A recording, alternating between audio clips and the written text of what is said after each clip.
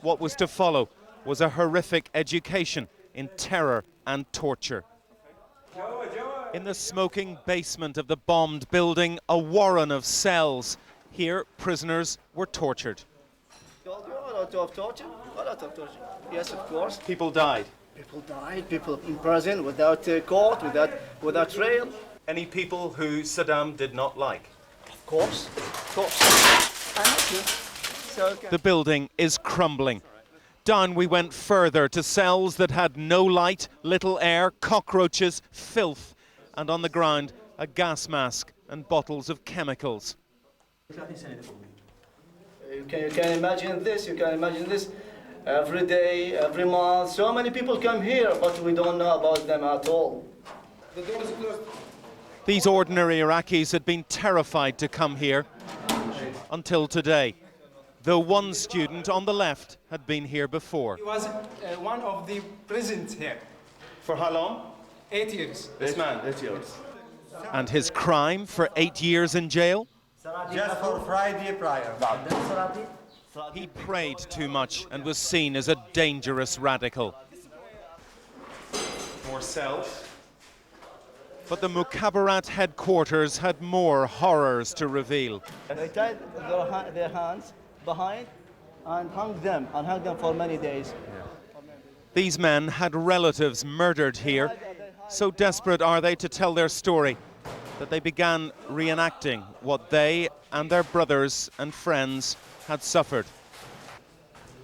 The hook in the ceiling is for one purpose only. Another hook in a different cell and a different form of torture.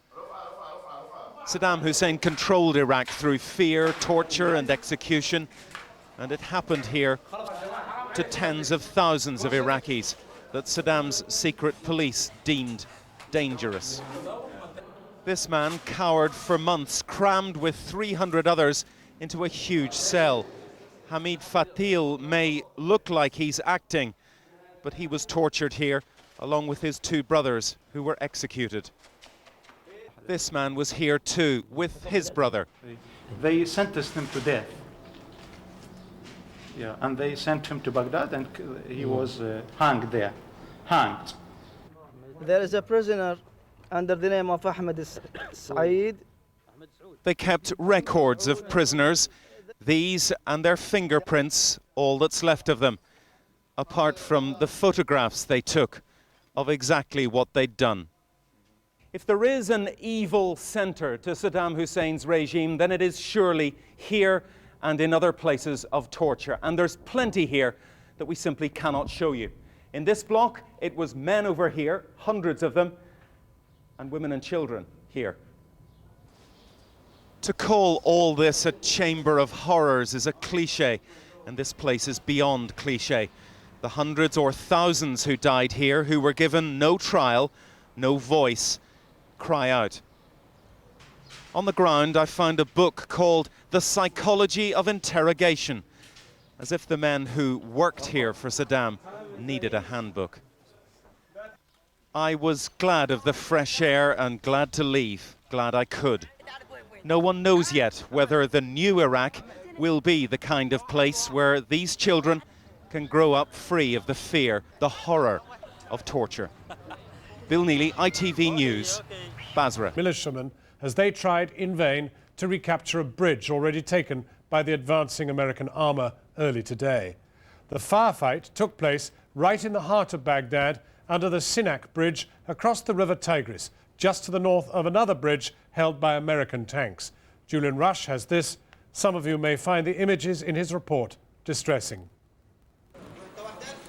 Central Baghdad at 9 this morning. Around 20 young men, defiant on a street corner with guns and rocket grenades. Who they are and where they got them from isn't clear. American troops control the bridge in front of them. Absurdly outgunned, they decide to attack. Risking his life, a cameraman from the French Kappa photo agency joins them.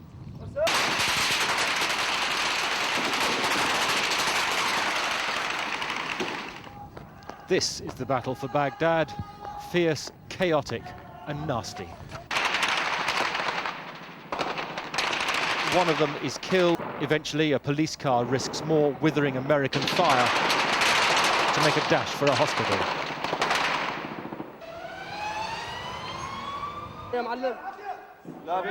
If this is what the Americans are going to face, the Iraqi capital will be a difficult and bloody battlefield in the days to come. At one military compound of many, they were excavating yet another mass burial pit for Saddam's arsenal. There's no time for blowing it up, they told us. Well, the guidebooks may tell you that Basra is famous for its canals, but it's also in recent years become famous equally for the filth of its open sewers.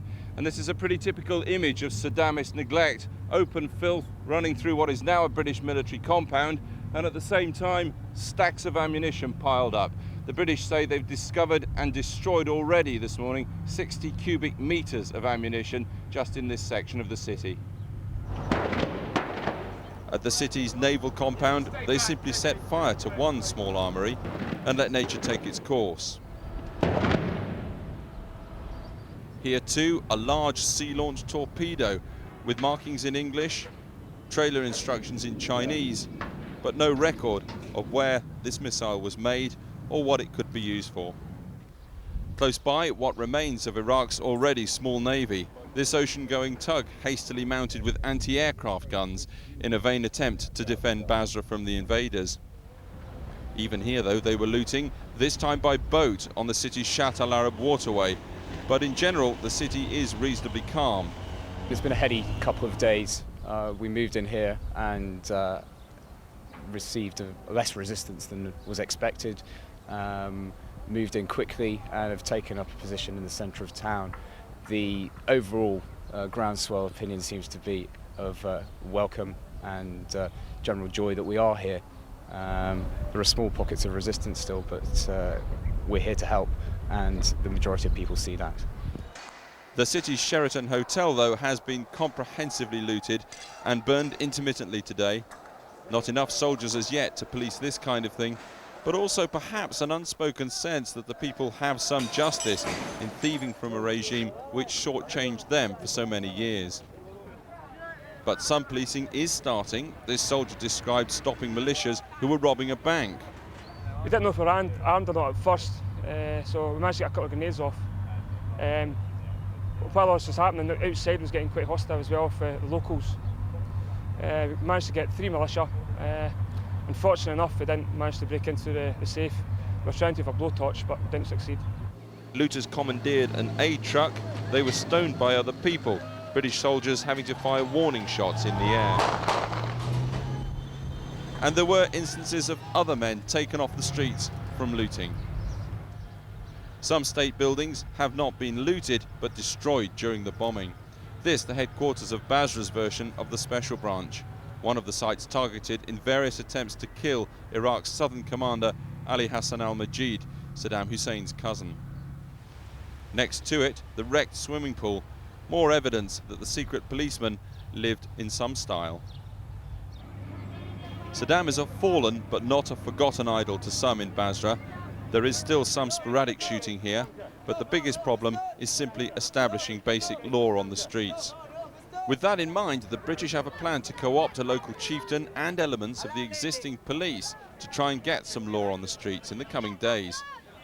You have to work with what's here, whatever people's background, as one officer put it. Tonight at this house, like so many other buildings across Basra, the Royal Irish Regiment were making themselves at home. This house, they said, had once belonged to a top aide of Saddam Hussein, like so many other properties here. The soldiers reckon they'll be here for some time to come. 3 Iraqi prisoners of war await interrogation by Royal Marines.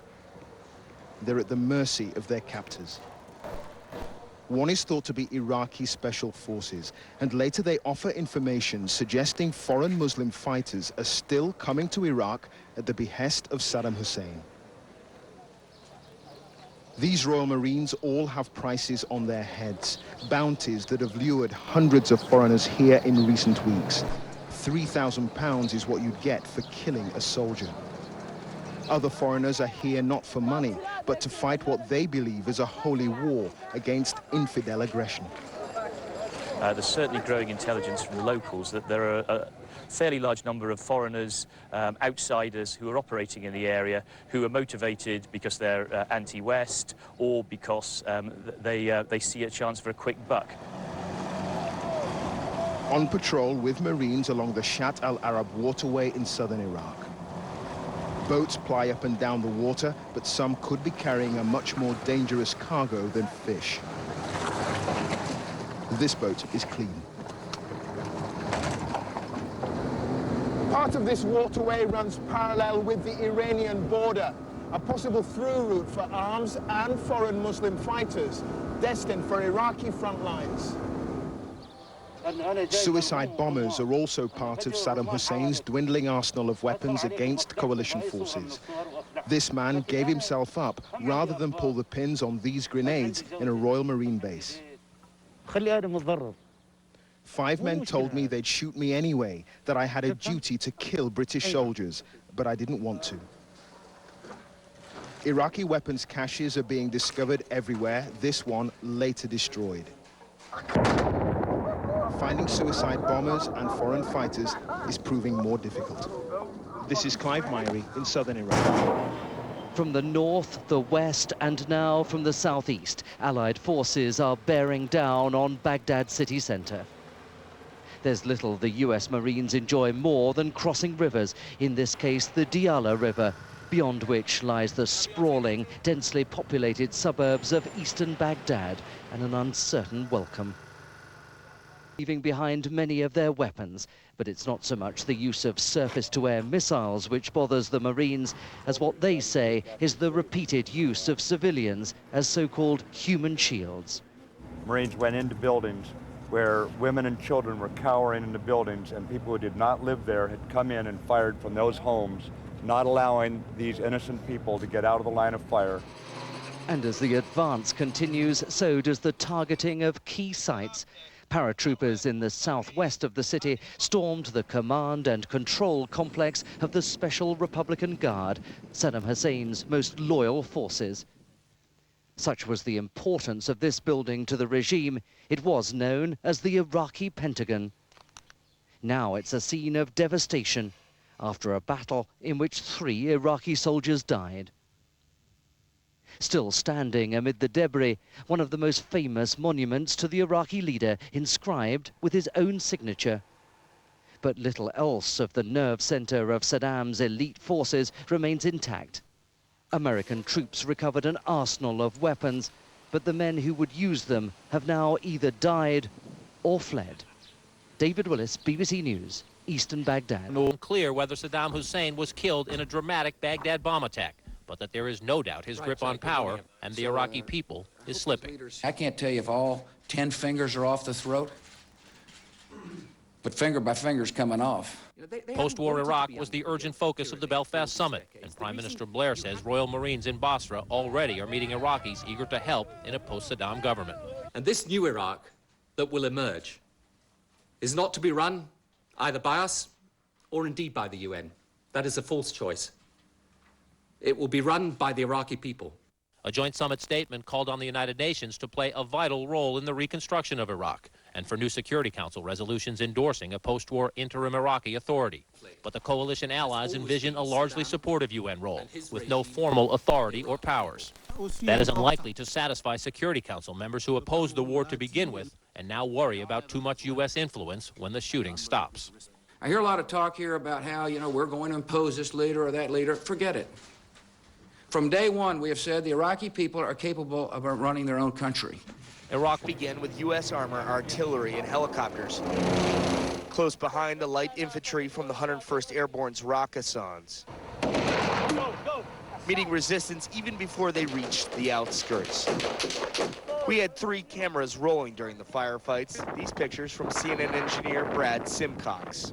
Just got ambushed, guys. Get low. Small arms fire came from both sides of the road, even a bush. 3 soldiers were wounded in the firefight when 2 fighters came out of this bush right over here. The first with his hands up in the air, the second just behind him lobbing a grenade. That is as far as those fighters got. One of the 2 shot in the head, the second killed by a grenade. The soldiers then went for the agricultural complex. Before it was all over, the soldiers were smoking some of the first cigarettes they'd seen in a while, courtesy of one of the estimated dozen fighters killed. Mohammed, a school teacher who lives across the street, claims the fighters were mercenaries from outside Iraq. Not Iraqi people. Really? This Syrian, Egyptian. There were no IDs found in the agricultural complex, nor in their camp, where mealtime had clearly been interrupted. One of the 3 wounded U.S. soldiers was sent to a MASH unit, but is expected to recover. After treatment, the other 2 have already reported back for duty. Ryan Chilcote, CNN, with 101st Airborne's 3rd Brigade on the outskirts of Hala. Approaching the town of Ali al-Sharqi in eastern Iraq, a crowd of civilians on the bridge. They turn out to be an impromptu welcoming committee, jubilant civilians, very happy to see the Americans.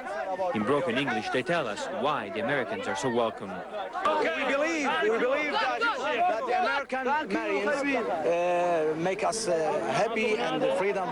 The crowd so enthusiastic it had to be controlled with concertina wire, barefoot children pushed from behind. Atmosphere here has been extremely positive. They're clapping, cheering, and have been very jovial. Right. U.S. Marines, though, still worried Iraqi paramilitaries could be disguised as civilians and attack. So despite the euphoria, they keep all civilians at a safe distance. We're telling them we are the military. We're not here to be their friends, not yet. We have our job to do, and part of that job is being hampered by them being up here on our position. But these military men show they have a heart, and following brief negotiations and a search, the Marines allowed this farmer to take his livestock across the bridge. U.S. Marines welcome the friendly crowd, but they also say that they came here because they have reports that remnants of the Iraqi 10th Armored Division are still active in this area. Are there any soldiers here? No soldiers. All of them go to their home. People here tell us they forced all the soldiers to leave town or to stay at home. This man also says there are no more Ba'ath Party members either. Over the next few days, one job of the Marines here will be to determine if those claims are true. Alessio Vinci, CNN, the U.S. Marines near Ali al-Sharqi, Iraq. Within the next 24 hours, the United States Army and Marines are expected to double the amount of real estate they now control in the Iraqi capital, Baghdad. There are indications of another brigade of U.S. Army forces moving into the city, as well as link-ups between the 2nd Brigade, 3rd Infantry Division, and the U.S. Marines already in Baghdad. Having said that, overnight, a U.S. Army officer told us of senior rank that it appears that the majority of Iraqi forces in Baghdad have given up. That does not mean they've surrendered. It does mean, however, they've deserted and gone to ground. There are intelligence reports suggesting there are some Fedayeen units now which have embedded themselves, integrated themselves into civilian neighborhoods around Baghdad, and it's anticipated there will still be attempts by these Fedayeen and paramilitary groups to ambush any U.S. forces coming into the city, the aim being, of course, on the part of the remaining Iraqis to draw American blood. Having said that, there is also an intelligence report out that suggests the Iraqis are going to be using emergency vehicles, ambulances and fire engines as suicide vehicles to attack U.S. military convoys in Baghdad. Walter Rogers, CNN, with the U.S. Army 7th Cavalry on the southern outskirts.